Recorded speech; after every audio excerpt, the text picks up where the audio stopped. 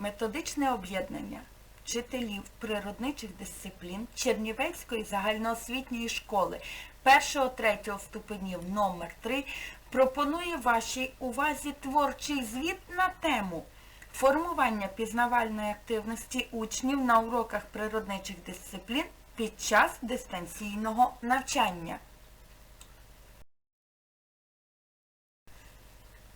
Завдання сучасної школи – зробити учня творчим, самостійним і активним. Система освіти, особливо дистанційної, має забезпечувати формування в учнів цілісної наукової картини світу, здатності до самостійного наукового пізнання, самоосвіти і самореалізації особистості. В природничих науках ми повинні формувати компетентності, засвоєння предметних знань, оволодіння учнями термінологічним апаратом, усвідомлення суті основних законів і закономірностей, набуття досвіду практичної та експериментаторської діяльності. І все це ми виконували під час дистанційного навчання. У ході дослідження нами встановлено, що в освітньому процесі підвищення пізнавального інтересу розглядають як засіб активізації пізнавальної діяльності. Це ефективний інструмент, який робить процес навчання привабливим. Інформаційні технології забезпечують економію часу під час онлайн-уроку, підвищену мотивацію до навчання, інтегрований підхід і можливість формування комунікативної компетенції учнів. У старшому шкільному віці спостерігається поступовий перехід до цілеспрямованого здійснення, досягнення учнем вищих рівнів її сформованості, самостійного і творчого. Під час дистанційного навчання актуальними були засоби мобільного навчання.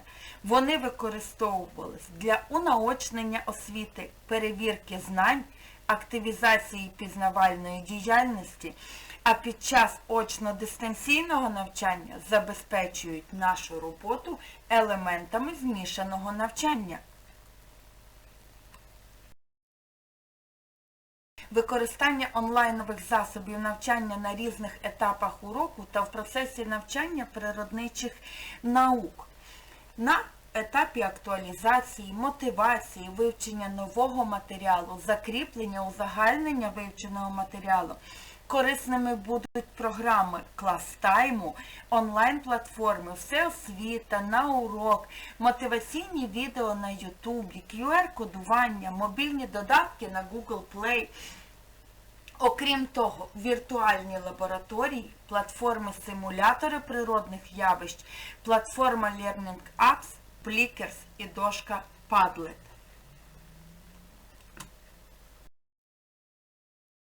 Домашнє завдання зручно було видавати через ClassTime, через Google Classroom, а відеоуроки або онлайн-зустрічі проводити з платформи Google Meet. Інколи для корекції дистанційного навчання застосовувалися месенджери Viber або Telegram. Незамінною в роботі вчителів природничих дисциплін стала інтерактивна дошка Padlet, відеоплатформа YouTube, платформа Learning Apps і обов'язково Google Classroom, який дозволяє нам не тільки виставляти завдання для учнів, а й своєчасно їх перевіряти та забезпечувати зворотній зв'язок на процесі перевірки і закріплення здобутих знань.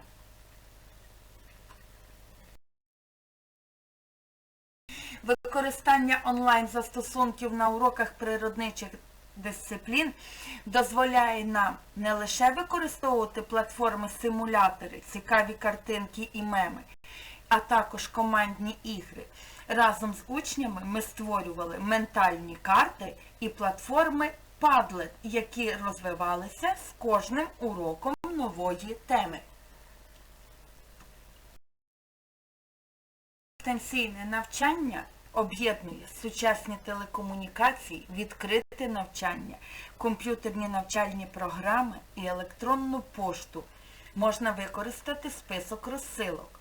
Доступними є контроль знань у вигляді тестів, мультимедійних програм та ігор.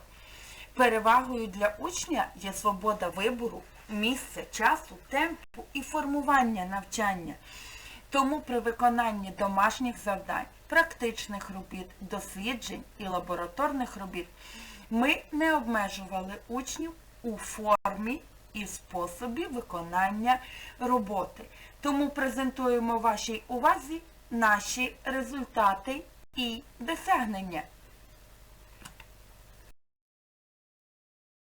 Екологічні проекти на уроках хімії.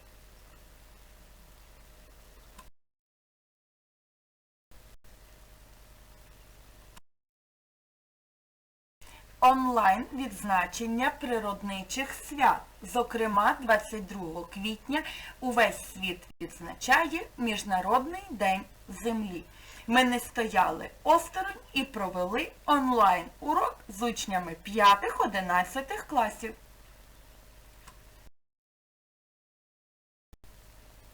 А ще дистанційне навчання – це можливість створювати і здійснювати відеоекскурсії до визначних пам'яток України та світу. Отже, Київ – ботанічний сад.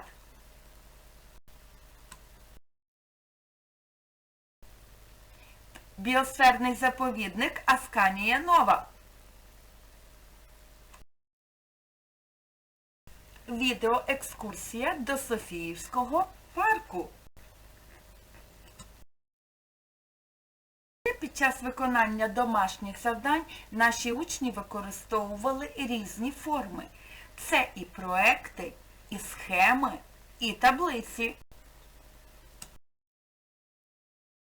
Малюнки, графіки, лепбуки. Цікавим було те, що кожна робота унікальна і неординарна за своїм змістом, за способом і стилем оформлення. Інколи при виконанні домашніх завдань учні робили навіть фото.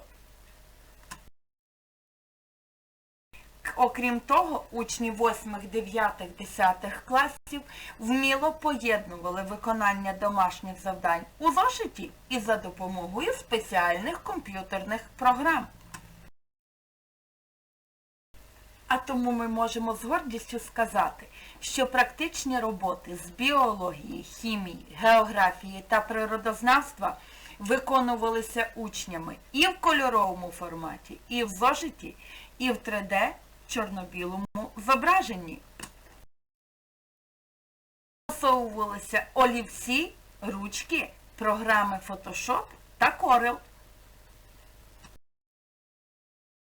Ще наші учні вільно володіють програмами Microsoft Office, зокрема таблицями Excel та додатком Microsoft Word. За походженням волокна поділяють на натуральні, природні і хімічні, також синтетичні і штучні. В повсякденному житті ми завжди стикаємося з цими волокнами. Ось, до прикладу, зелена ковтинка, яка виготовлена з акрилу, бавовни та віскози, теж є штучною.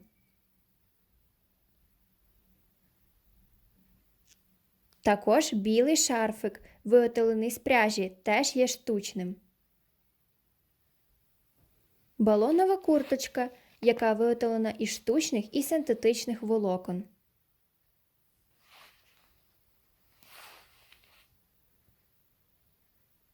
Навіть ті ж шкарпетки, які виготовлені з пряжі, теж є штучними.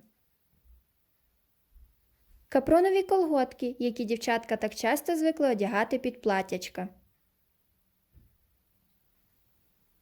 Балонові штани, виготовлені з цупкої тканини.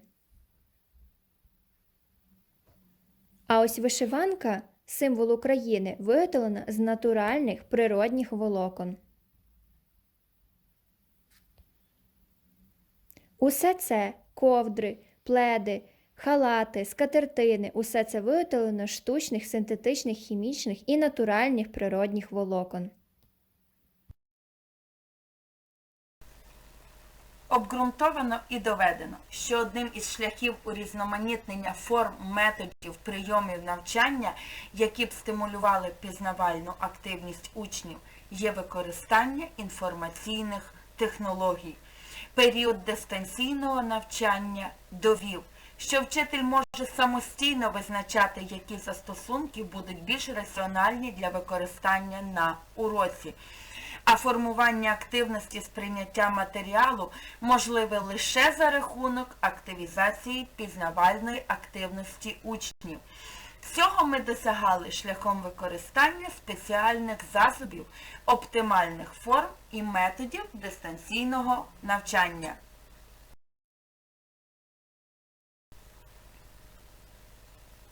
І нами доведено, що застосування інформаційних технологій у навчанні природничих наук сприяє підвищенню пізнавального інтересу учнів до їх вивчення, де реалізуються міжпредметні зв'язки, які сприяють формуванню та розвитку пізнавального інтересу учнів старшої школи до природничих наук.